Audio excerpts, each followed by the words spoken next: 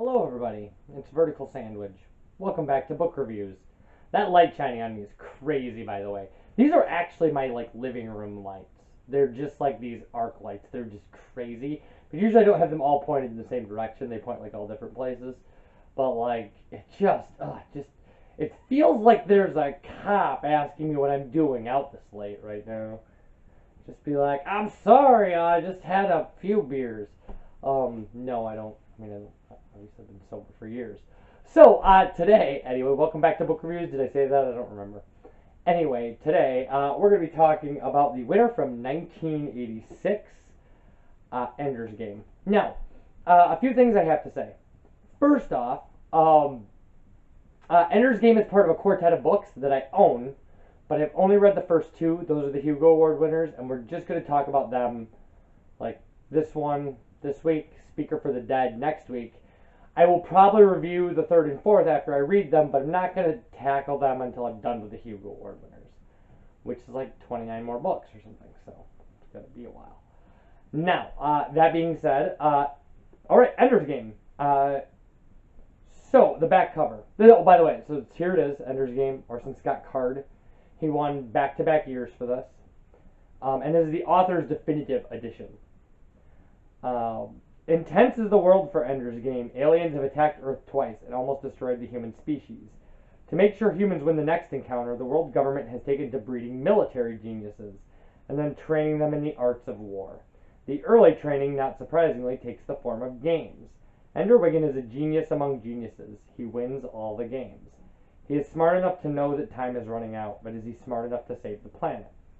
So, here's my issue with Ender's Game, and it's not that I don't like Ender's Game. I actually like Ender's Game a lot. But when we talk next week, I'll talk a little bit about kind of Ender's Game, and but I mean I'll talk mostly. I won't talk all about it because this week's Ender's Game. So Ender is an overman, right? Like Ender Wiggin is an overman.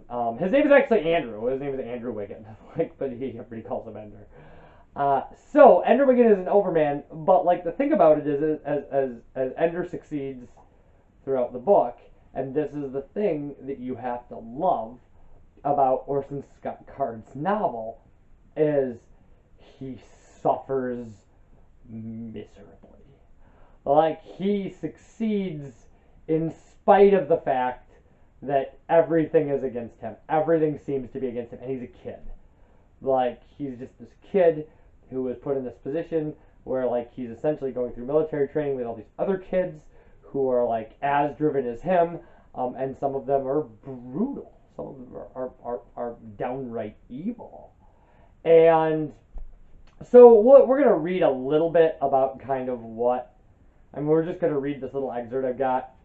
It's got a racial slur in it, so I apologize for that, but it's in the book. I didn't write it.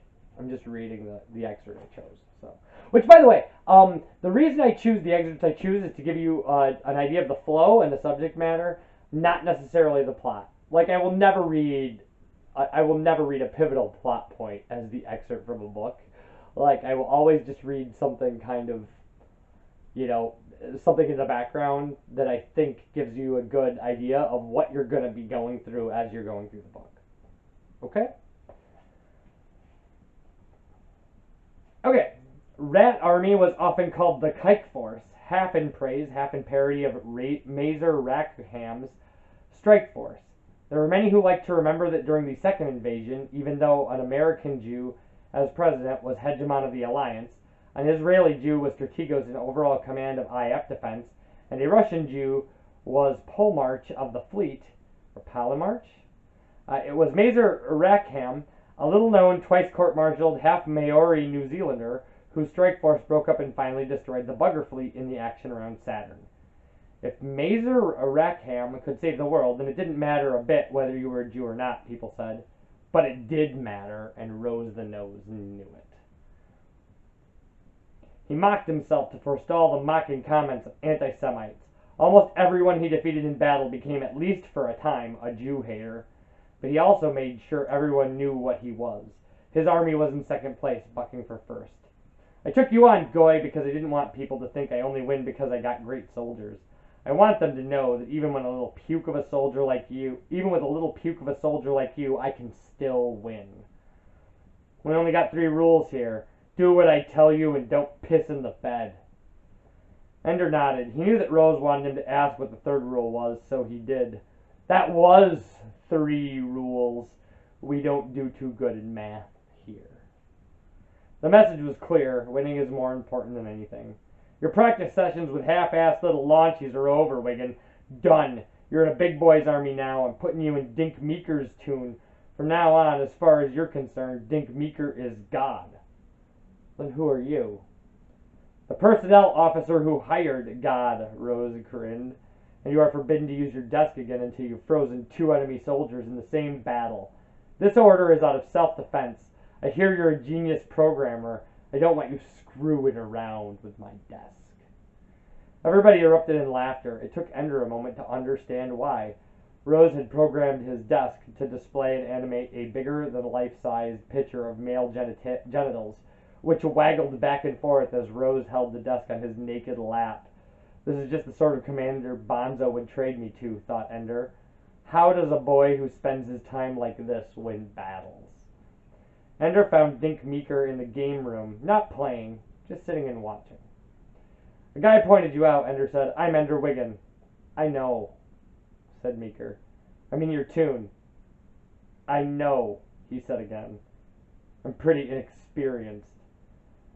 Dink looked up at him. Look, Wiggin. I know all this. Why do you think I asked Rose to get you for me? He had not been dumped. He had been picked up. He had been asked for. Meeker wanted him. Why? Asked Ender. I watched your practice sessions with the launchy. I think you show some promise.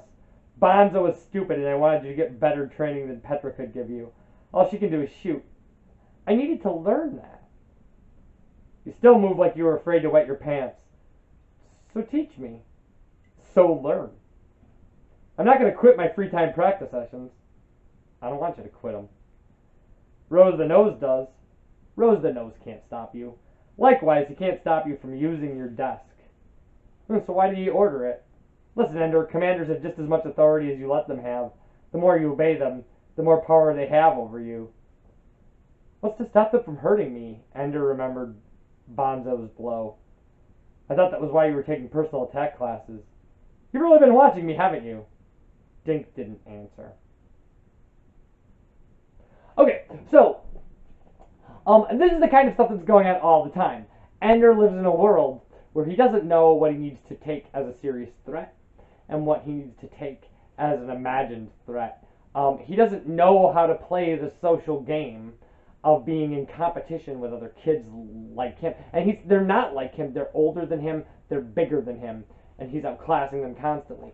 And that actually, I said I was going to give Ender's Game a bad review. And then as I started to really think about the book and kind of digest it, I realized that this is really the amazing thing about Ender's Game, is that you can like Ender's Game for whatever reason you like Ender's Game. I know that there's a movie version.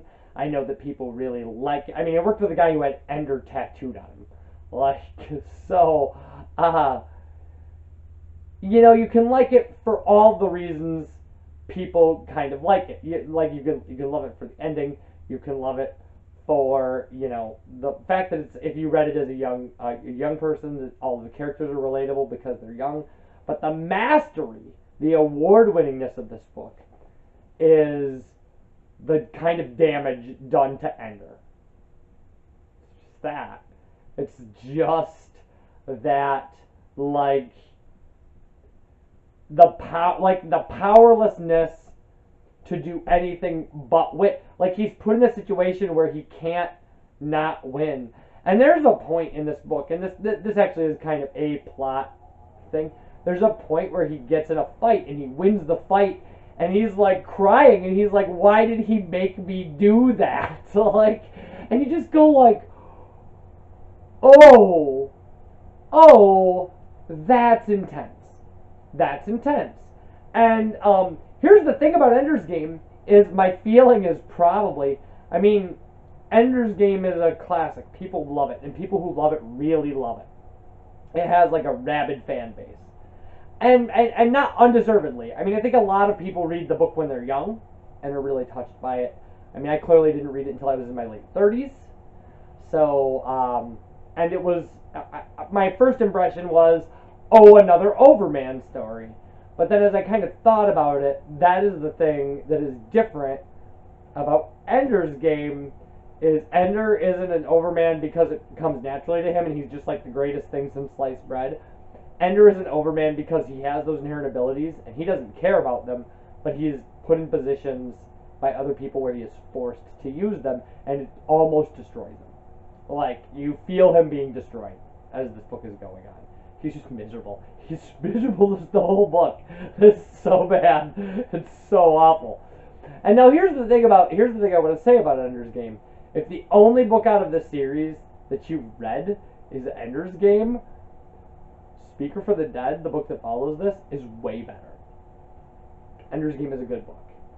I'm not going to tell you not to read Ender's Game. It won an award for a reason. It's got a giant following for a reason. It's got great pacing. It's a little over 300 pages. It's not a hard read. It's a fast read, and it's enjoyable. If you already know kind of the basic plot line of Ender's Game, there aren't going to be a lot of surprises for you. If you don't, well, then there will. But, yeah, the second book in the series is mind-blowingly good. So, Orson Scott Card's Ender's Game. It won in 1986. This book is available everywhere. Like, this book is available anywhere they would ever sell a sci-fi book, because it's Ender's Game. Like, it's just one of those books. Like, it's one of the things that when we talk about, we're just going to go like, oh, yeah, this is a thing. This is like a sci-fi thing. It's like Dune.